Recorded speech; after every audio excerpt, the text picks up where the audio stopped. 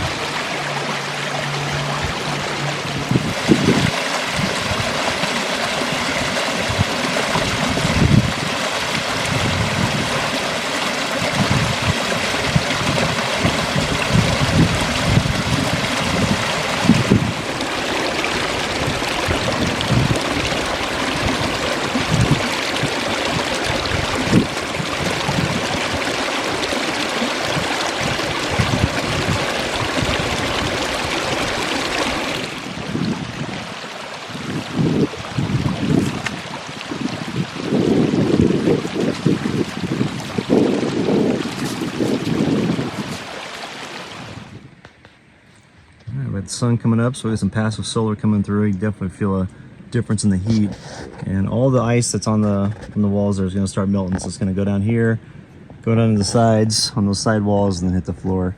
And I'm going to have to clean that up with a towel or something like that. I took this little one out, and she was running to the creek. And I noticed that she started limping almost immediately because it's so cold out there. That's just her feet almost like froze. So got her back in here, got her feet all warmed up, and now we're just kind of hanging in the tent. But I'm gonna try to get some stuff done outside if we can. The wind chill today is supposed to be negative 25, so pretty cold even though it's gonna be sunny. But at least we'll be able to get some solar coming in and get some stuff done inside the tent. So not a totally lost day. You know? Oh my goodness, you got me. Oh, you got me good now. Uh-oh, you're just laying on me.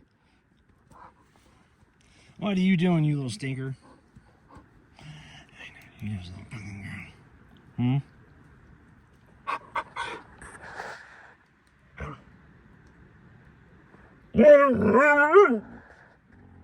What is it? What, you gotta tell me.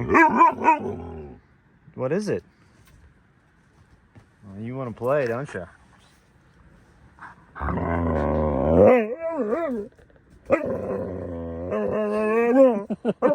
You are so vicious.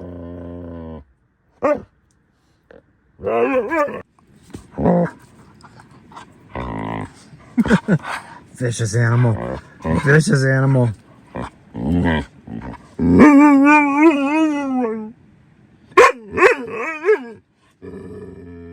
Nice. She's starting to get impatient. She's like, come on, I want to go outside. You want to go outside? Yeah. Okay, let's go outside.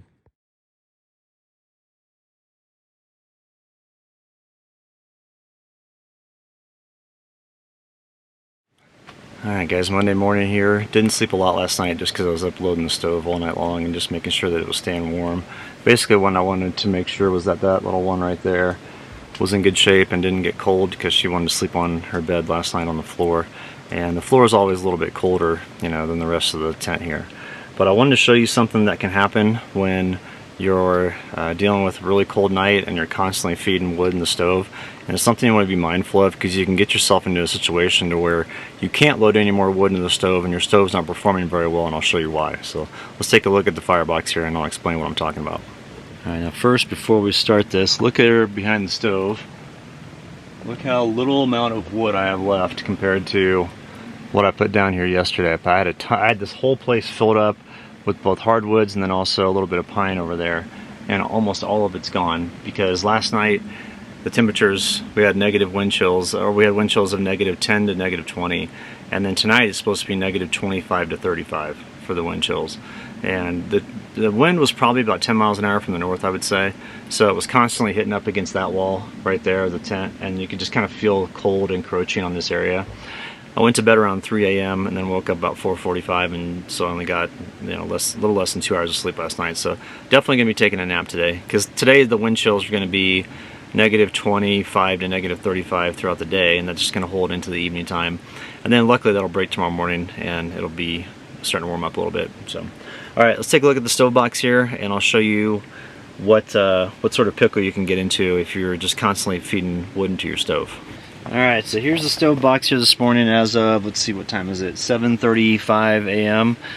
And like I said, last night ran the stove pretty much all night and just loaded all my wood in there, just kept on feeding it the stove so that way we could stay warm. And the goal is you always want to have flames licking the bottom portion of the firebox here, because that distributes the maximum amount of heat, and then your eco fan can push the heat around.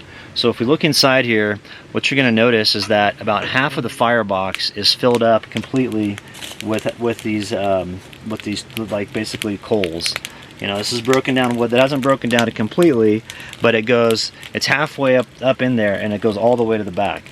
So the problem that you run into with that is if you keep on adding wood on top of this and don't let it break down to where it becomes complete ash and give it a complete burn, then you're going to have a bunch of coals in the bottom and limited space on top where to put wood, and eventually you get to the point where you just can't put any more wood in there and you have to let this burn down. So what I'll do to let it burn down is to bring all the coals from the back to the front, you know, so I'll do that second burn that I've talked about before, which I've already done with this, but I can just do this as an example. You just basically pull the coals toward the front, and I always put my hand here with the firebox gloves in front of it just so that the coals don't spill out onto the ground. But you want to pull them just like that. But you want to pull the coals up as close as you can to the front, because that way it'll get maximum air pushed in there, and then that'll break down those coals. And then eventually in the next, like, I would say hour, those coals will begin to break down a lot more, and that biomass will turn to ash, which is, you know, a fraction of the size of what you see in there. And then you'll have the rest of your firebox, like more of it to load wood in. Because even though those coals are in there and they're hot, it's not nearly as warm as if you have actual flame and like a bunch of flame in there, a bunch of different pieces on fire. Like I said, licking the bottom, those flames need to lick the bottom of the firebox on the roof there to get the maximum heat into your tent to keep you warm. So today we're gonna clean that out. Obviously we're gonna let it run down to nothing and then get it 100% clean for tonight, because we're supposed to get really cold temperatures. And so today I've got to clean that firebox to 100% out and just make sure that there's nothing in it for this evening. That way when I do start the stove up for tonight, it's going to run hot and efficient all night long and keep us warm in this really cold spell that's coming up. Because negative 25 to negative 35, that's chilly. And we'll definitely be feeling it in here, but luckily last night it wasn't too bad, because like since I stayed up all night for the majority of the night and just fed the stove, you know, it stayed warm in here, so it wasn't an issue. And that's the one nice thing about having a little bit of an oversized stove for this tent, is that this stove's a little bit big for it, but that's okay, because on evenings like this that are coming up, we'll be in good shape with the extra, you know, size in the firebox to put a bunch of biomass in there and keep us warm.